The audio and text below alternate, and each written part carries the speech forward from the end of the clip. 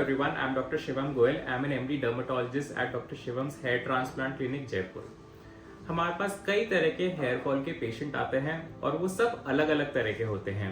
ये मैं इसलिए बोल रहा हूँ कि सबकी एज अलग होती है, सबकी स्टेज अलग होती है हेयर फॉल की, और सबका कॉज जो होता है हेयर फॉल का वो भी अलग होता है। सो इसलिए हमें बहुत ज़रूरी होता है कि हमें डिटरमाइन कर पाएँ, हम ये जान पाएं कि एग्जैक्टली उनका हेयर लॉस का प्रॉब्लम क्या है और उसका क्या ट्रीटमेंट हो सकता है। सो आज मैं आपसे इसी बारे में डिस्कस करूंगा कि हेयर फॉल के अलग अलग कॉजेस क्या होते हैं और हेयर ट्रांसप्लांट अगर उनमें करना होता है तो वो कब वायबल होता है, यानी कि उसे कब करना चाहिए। हेयर फॉल के क्या क्या कॉमन कॉजेज होते हैं। जो हेयर फॉल होता है आदमियों और औरतों दोनों के अंदर मेनली दो टाइप का होता है। एक होता है स्कारिंग एलोपेशिया, यानी कि उसमें परमानेंटली जहां जहां पे भी वो प्रॉब्लम होती है वहां पे हेयर की रूट्स होती है खत्म हो जाती है। दूसरा होता है नॉन स्कारिंग एलोपेशिया। ये नॉन स्कारिंग एलोपेशिया जो होती है उसके अंदर टेम्परेली या फिर एक ग्रेजुअली हेयर लॉस का स्टेज प्रोग्रेस करता है और वहां पे हमको हेयर लॉस दिखाई देने लग जाता है। मोस्टली जो लोगों के होता है वो होता है नॉन स्कारिंग एलोपेशिया, जिसके अंदर मोस्ट कॉमन जो पैटर्न होता है आदमियों के अंदर वो होता है मेल पैटर्न बॉल्डनेस, यानी कि एंड्रोजेनेटिक एलोपेशिया।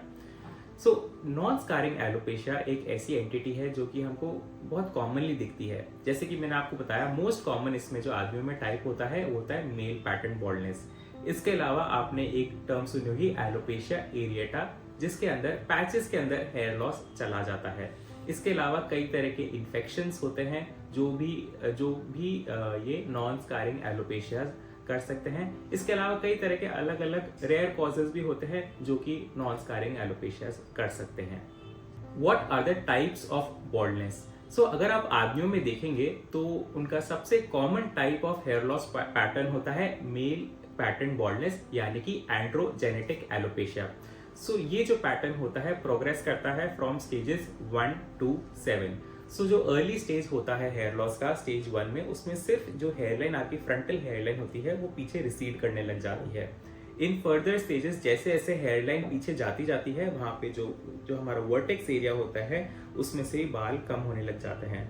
और लास्ट स्टेजेस में आप नोटिस करेंगे कि ये जो पूरा मिड लाइन का पैटर्न, जो मिड एरिया होता है, जो हमारा क्राउन एरिया जिसे कहते हैं, वो पूरा गायब हो जाता है और सिर्फ लास्ट में जो पीछे की तरफ साइड में वहीं बाल बचते हैं। ये अलग अलग पैटर्न्स हैं बॉल्डनेस के और वो प्रोग्रेस करते हैं from stages 1 to 7 in case of main.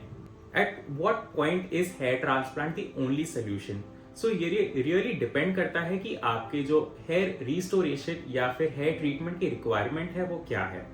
In case अगर आप grade 4 to 5 of hair loss में आ चुके हैं और उससे भी आगे प्रोग्रेस कर रहे हैं, then hair transplant may be the best possible solution for you for hair restoration, जिससे हम surely आपके हेयर को वापस से ला सकते हैं।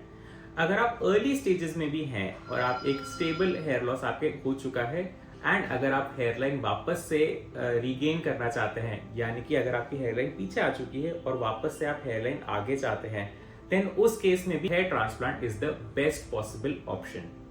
Eight our clinic doctor Shivam's hair transplant clinic Jaipur हमारे पास कई तरह के एडवांस मशीन्स है और कई तरह के एडवांस टेक्निक्स है जिससे कि हम इंश्योर करते हैं कि हमारे पेशेंट को रिजल्ट मिल सके और एक नेचुरल और लॉन्ग लास्टिंग रिजल्ट भी मिले। हमारे यहाँ पे बोथ FUE टेक्निक और FUT टेक्निक से हेयर ट्रांसप्लांट किया जाता है, जिससे कि हम जो अलग अलग लोगों की रिक्वायरमेंट है और अलग अलग लोगों की जो प्रॉब्लम है उसका हम निवारण कर सके और उनको एक सक्सेसफुल हेयर ट्रांसप्लांट उनका कर सके। अगर आपको या आपके किसी फैमिली और फ्रेंड्स को भी ऐसे ही बॉल्डनेस की प्रॉब्लम है और आप चाहते हैं कि उनका वापस से बाल रिस्टोर हो सके या और उनकी हेयरलाइन वापस आ सके, then consult us for the best possible treatment.